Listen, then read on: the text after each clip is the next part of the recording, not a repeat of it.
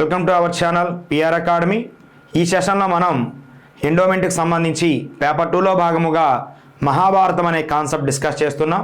మరి మహాభారతంలో 5వ పర్వం ఏది అంటే ఉద్యోగ పర్వం అండి. మరి ఈ ఉద్యోగ పర్వంలో ప్రధానంగా ఏ అంశాలు ఉన్నాయి, ఉద్యోగ పర్వ సారాంశం ఏమిటి, తదుపరి ఈ యొక్క ఉద్యోగ పర్వంలో ఎటువంటి బిట్స్ గతంలో రావడం జరిగింది అనేది ఈ వీడియోలో మనం చూసే ప్రయత్నం చేద్దాం సార్. సరే, మనం గమనించినట్లయితే ప్రధానంగా ఉద్యోగ పర్వం అండి. వాస్తవానికి ఈ ఉద్యోగ పర్వం అంతా కూడా రెండు లక్ష్యాలతో జరుగుతుందండి. ఒకటి రాయభారం, 2 సైన్య సమీకరణ అనే లక్ష్యాలతోనే మనకి యొక్క ఏ పర్వం నడుస్తుందంటే ఉద్యోగ పర్వం అండి. సో మరి ఉద్యోగ పర్వం ఎక్కడ నుండి ప్రారంభమై ఎక్కడ వరకు కొనసాగుతుంది అంటే సార్, ప్రధానముగా ఉత్తర అభిమన్యుల వివాహానంతరం ఉత్తర అభిమన్యులు తీసుకొని ధర్మరాజ పాండవం అంతా కూడా ఉపప్లావ్యం చేరడము నుండి ఈ యొక్క చివరిగా శకుని కుమారుడైనటువంటి ఉలూకుడు రాయభారం నడిపేంత వరకు కూడా ఏ పర్వం నడుస్తుందంటే ఉద్యోగ పర్వం అనేది నడుస్తుందండి. మరి ఇక్కడ ప్రధానంగా మనం చూసుకున్నట్లయితే దీనిలో ఏ అంశాలంటే ఉపప్లావ్యంలో పాండవులు గోష్ఠి అంటే ఇచ్ఛాగోష్ఠి అంటే ఏం చేయాలి, తదుపరి కార్యాచరణ ఏమిటి అని మాట్లాడుతున్నారు. దానిలో భాగంగా మొదటిది ఏమిటి అంటే ద్రుపదుడి యొక్క పురోహితుడు రాయభారం. అదేవిధంగా తిరిగి ఉత్తరం పంపించాం. రిప్లై ఏమిటి అంటే సంజయుడి రాయభారం. దానికి ప్రత్యుత్తరముగా పాండవులు శ్రీకృష్ణుని రాయభారిగా పంపించడం, శ్రీకృష్ణ రాయభారం. దీనికి ప్రత్యుత్తరముగా శకుని కుమారుడైనటువంటి ఉలూకుని రాయభారం అనేది ప్రధానంగా జరుగుతుంది. మరి ఈ మధ్యలో మనం ప్రధానంగా గమనించినట్లయితే ఈ రాయబారాల మధ్య జరిగినటువంటి మరొక అంశం ఏదంటే సైన్య సమీకరణ అంటున్నాం. ఈ సైన్య సమీకరణలో భాగముగా దుర్యోధనుడు ఎక్కడికి వెళ్తాడంటే, సో మనకి ఇక్కడ ప్రధానంగా దుర్యోధనుడు అదేవిధముగా పాండవులు ఇరుపక్షాలు కూడా సైన్యం అంటే ఇక్కడ క్షత్రియులకు ధర్మం ఉందండి. వాడు శత్రువైన మిత్రుడైనా ముందుగా ఎవరైతే ఆశ్రయిస్తారో వారికి హెల్ప్ చేయడం మాత్రమే తెలుసు. దానిలో భాగముగా సైన్య సమీకరణ చేయాలని ఉద్దేశంతో దుర్యోధనుడు అర్జునుడు ఇరువురు కూడా శ్రీకృష్ణుని ఇంటికి రావడం జరుగుతుందండి, గోకులానికి. సో ఆ సమయానికిలో ఇతడు నిద్రించడం. సో ఆ సమయంలో శ్రీకృష్ణుడు అర్జునుడి వైపు రావడం ప్రధానంగా జరుగుతుంది. దీనిలో భాగంగానే మద్రాధిపతి అయినటువంటి శల్యుడిని కూడా ఈ యొక్క దుర్యోధనుడు ఆకట్టుకుని అటువైపు తీసుకెళ్ళడం జరుగుతుందండి. ప్రధానంగా జరిగినటువంటి 2 ఘట్టాలు అనేవి మనకి ఎక్కడ చూస్తామంటే ఉద్యోగ పర్వంలో చూస్తాం. దీనిలో భాగంగా భారత యుద్ధములో పాల్గొన్నటువంటి సైన్యాలు ఏంటంటే 18 అక్షౌహిణీలు. మరి దీనిలో 11 అక్షౌహిణీలు ఎవరి పక్క అంటే కౌరవ సేన పక్క, 7 అక్షౌహిణీలు ఎవరి పక్క అంటే పాండవుల యొక్క పక్క రావడం జరుగుతుంది అండి. ఇక్కడే మనము ఇదే అంశంలో భాగముగా సైన్య విభాజనం అని మాట్లాడుతాం. సైనికుల యొక్క శక్తి సామర్థ్యాలు ఏమిటి అనేది కూడా ఇక్కడ ప్రధానంగా మాట్లాడుతాం.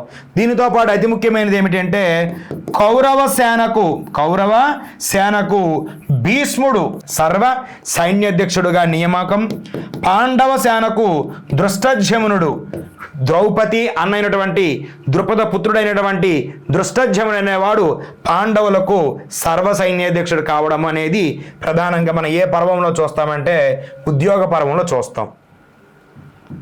సో ఇక్కడ మనం ప్రధానంగా చూసుకున్నట్లయితే వివాహ వేడుకలంతా ముగిశాయి. తదుపరి లక్ష్యం ఏమిటంటే ఆ యొక్క పాండవులు మా సామ్రాజ్యాన్ని, మా అర్ధరాజ్యాన్ని మాకు ఇచ్చేసినట్లయితే మేము పరిపాలించుకుంటాము అనే తరుణంలో సో సాత్యకి, శ్రీకృష్ణుడు, బలరామ, ద్రుపద వంటి పెద్దలంతా సో దుర్యోధనుడు ఇవ్వడానికి ఇష్టపెట్టుకోడు. దుర్యోధనుడి మాట ధృతరాష్ట్రుడు కాదనడు. ధృతరాష్ట్రుని యొక్క ఆజ్ఞను ద్రోణ, కృపాచార్య, భీష్ములు ఎవరో కూడా ఏమీ అడ్డు చెప్పరు. కాబట్టి మీ సైన్యం అయితే మీకు రాదు, మీ రాజ్యము మీకు రాదు అని చెప్పగా శ్రీకృష్ణుడు ఒక మాట అంటాడు, మన ప్రయత్నం మనం చేద్దాం, అందుకు తగినటువంటి ఒక వ్యక్తిని ఎన్నిక చేసి ముందుగా రాయబారాన్ని పంపించండి అని శ్రీకృష్ణుడు సలహా ఇచ్చి తను ద్వారకా నగరానికి వెళ్ళిపోవడం జరుగుతుంది సతీ సమేతముగా. సో మరి రాయబారంలో భాగముగా ద్రౌపదుని యొక్క పురోహితుడు ఎక్కడికి చేరడం జరిగింది అంటే హస్తినాకు. సో ఏదైతే ఉపప్లావ్యములో బలరామ, శ్రీకృష్ణ, ద్రుపదాది మహారాజులు ఏమి మాట్లాడమని చెప్పారో అదే మాట్లాడడం జరుగుతుంది. అంటే ద్రుపద పురోహితుడికి లోకనీతి, లోక నిరతి అనేది తక్కువండి. అంటే అవతల వ్యక్తి ఏమనుకుంటాడని సంబంధం లేదు. నేను ఏమి చెప్పాలనుకుంటున్నానో, నాకు ఏ సమాచారం చెప్పమని పంపించారో ఉన్నది ఉన్నట్లుగా, అంటే అవతలి వాళ్ళ మనస్సు కష్టం కలిగించకుండా మాట్లాడడం అనేది ఎవరికి రాదంటే ద్రౌపద పురోహితుడికి రాదండి.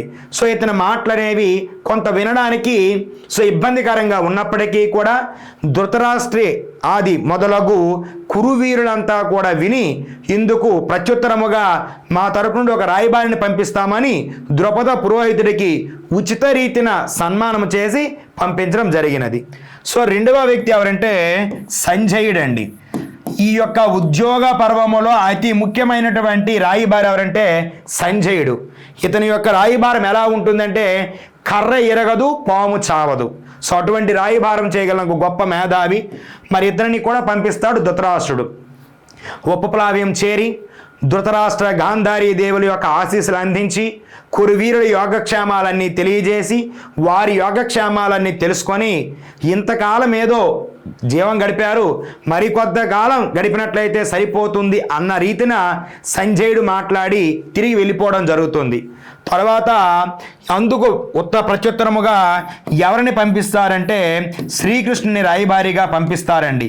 ఈ విషయం తెలుసుకున్నటువంటి దుర్యోధనుడు ఉచిత రీతిన సన్మానాలు చేయాలి. ఎందుకంటే యదువంశంలో యదువీరులకు ఉచిత సన్మానాలు, ఆసనాలు వేసినట్లయితే అతడు మన పక్షాన మాట్లాడుతాడనే విషయం దుర్యోధనుడికి తెలుసు. అందువలన శ్రీకృష్ణుడు వస్తున్న మార్గములో అతన్ని ఆకట్టుకునేందుకు చాలా క్రీడలు చేయడం జరిగింది. అవేవి చూసి చూడనట్టు మనవాడు హస్తినాపురానికి రావడం, వచ్చే సమయానికి సంధ్యా సమయం కావడం వలన నేటికి నేను రాయబారిగా వచ్చాను కాబట్టి మీ ఇంట నిద్రించడం సంభవం కాదు, నేను విదురుడి ఇంట్లో నిద్రిస్తానని విదురుడి ఇంట్లో నిద్రిస్తాడు. మరి ఆ విదురుడి ఇంట్లో ఉన్నటువంటి స్త్రీమూర్తి ఎవరంటే కుంతి అండి. ఈ కుంతి శ్రీకృష్ణుడికి మేనత్త, వరుసకి మేనత్త అవుతుందన్నమాట. ఆ యొక్క రాయబార కార్యక్రమానికి వెళ్లే ముందు విదురునితో మాట్లాడిన అనంతరం కుంతి మాట్లాడుతుంది, కృష్ణ, నిన్నే నమ్ముకుని ఉన్నటువంటి వాళ్ళకి రాజ్యమే ఇస్తావో కష్టాలే ఇస్తావో నీ ఇష్టం నాయన, ఇంతవరకు నేను నిన్నేది ఆశ్రయించలేదు, కాగల కార్యం నీ చేతిలో ఉంది అని ఎవరు ఏడుస్తారంటే కుంతి ఏడుస్తుంది. సో అత్త, నేను చేయవలసింది చేస్తాను, తప్పదు, యుద్ధం జరగవలసింది జరుగుతుంది, నువ్వేమీ కంగారు పడకని కుంతికి మాటిచ్చి కురుసభకు వెళ్తాడు శ్రీకృష్ణుడు.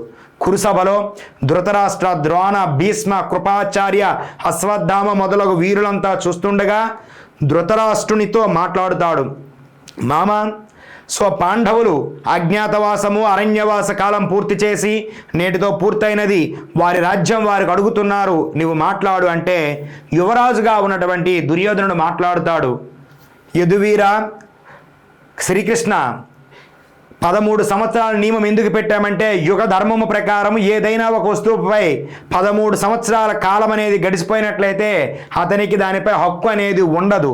అందువలన ఆ నియమం పెట్టాము. కాబట్టి వారికి రాజ్యం ఇవ్వడం తగదు. మరొక విషయం, అవి నా చేతులేమీ లేవు, అవన్నీ కూడా దానాల వలనే నేను పురోహిత బ్రాహ్మణ వర్గానికి ఇచ్చేశాను. ఇప్పుడు వారి దగ్గర నుండి నేను తీసుకోలేను అనగా చివరికి శ్రీకృష్ణుడు సరే చివరికి ఒక 5 గ్రామాలైనా ఇవ్వు అని అడుగగా దుర్యోధనుడు అందుకు అంగీకరించాడు. అప్పుడు శ్రీకృష్ణుడు పాండవుల యొక్క శక్తి సామర్థ్యాలను చెప్తాడనమాట. సో అంటే నువ్వు ఏదైతే నీ బలమని చూసుకుంటున్నావో, ఎవరైతే నీ యొక్క భీష్మ ద్రోణ కర్ణాది వీరులంతా ఉన్నారు, నాకేమీ కాదనుకుంటున్నావు, కానీ అటుపక్క ఉన్నటువంటి వీరుల గురించి కూడా తెలుసుకో. సో వాళ్ళంతా ఒక ఎత్తు అయితే అర్జునుడు అనేవాడు ఒక్కడే చాలు నిన్ను నీ కురు సామ్రాజ్యాన్ని పటాపటం చేయడానికి అని చెప్పగా, సో అక్కడతో ఆ యొక్క సంధి మరి పొసగదని, సో జరగబోయేది కురుక్షేత్ర సంగ్రామమే, కురుక్షేత్రంలో మనం కలుద్దాం అని గుర్రంపై వెళ్తూ ఎవరిని పిలుస్తాడంటే కర్ణుని పిలవడం జరుగుతుంది అండి.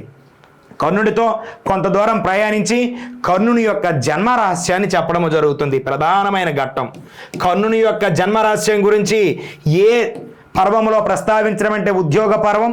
ఎవరు మొట్టమొదటిసారిగా ప్రస్తావించారంటే శ్రీకృష్ణుడు అండి. కర్ణ, నీవు కుంతికి తొలి గర్భవాసివి, సూర్యుని సమక్షముతే జన్మించిన వాడవు, ఇప్పటికీ పోయినదేమీ లేదు. నువ్వు పాండవులకు అగ్రజుడు కనుక నువ్వు పాండవుల పక్షాన వచ్చినట్లయితే యావత్ సామ్రాజ్యానికి పట్టాభిషిక్తుడు అవుతావని శ్రీకృష్ణుడు చెప్పగా అందుకు అంగీకరించడు కర్ణుడు. సో తాను చేసేదేమీ లేక తరువాత కుంతికి పంపిస్తాడు. అమ్మా, నీ పుత్రుడి యొక్క జన్మరహస్యాన్ని చెప్పు, నేను అర్జునుడిని రక్షించగలను, కానీ ధర్మజ భీమ నకుల సహదేవుని నేను రక్షించలేను, కాబట్టి నీ చేతిలో అది ఉంది అనగా, ఒకనాడు సూర్యోదయం నాడు ఆ యొక్క గంగానదీ తీరములో కర్ణుని వద్దకు వెళ్ళి తన యొక్క జన్మరహస్యాన్ని చెప్తుంది కుంతి. సో ఆ సందర్భంలో కుంతి ఒక మాట అడుగుతుంది, సో నా పుత్రుల్ని చంపవద్దు అని.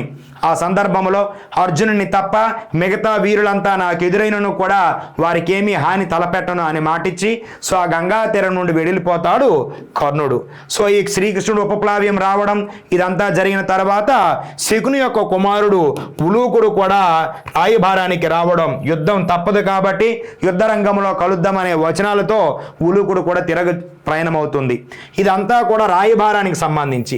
సైన్య విషయంలో ఒకసారి మనం గమనించినట్లయితే ఇక్కడ ప్రధానంగా మనం చూడవలసినది ద్వారకా నగరంలో ఏం జరిగిందని. సో ద్వారకకు ఇద్దరు వెళ్తారండి, కౌరవాగ్రజుడైనటువంటి దుర్యోధనుడు, పాండవ మధ్యముడైనటువంటి అర్జునుడు.